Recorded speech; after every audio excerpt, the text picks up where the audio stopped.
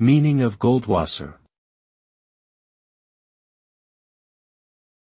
Goldwasser. Goldwasser. Goldwasser. Goldwasser.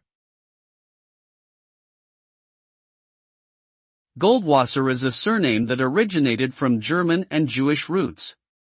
The name is derived from two words, gold meaning gold and wasser meaning water. It is believed that the name was given to someone who was associated with the precious metal or lived near a body of water.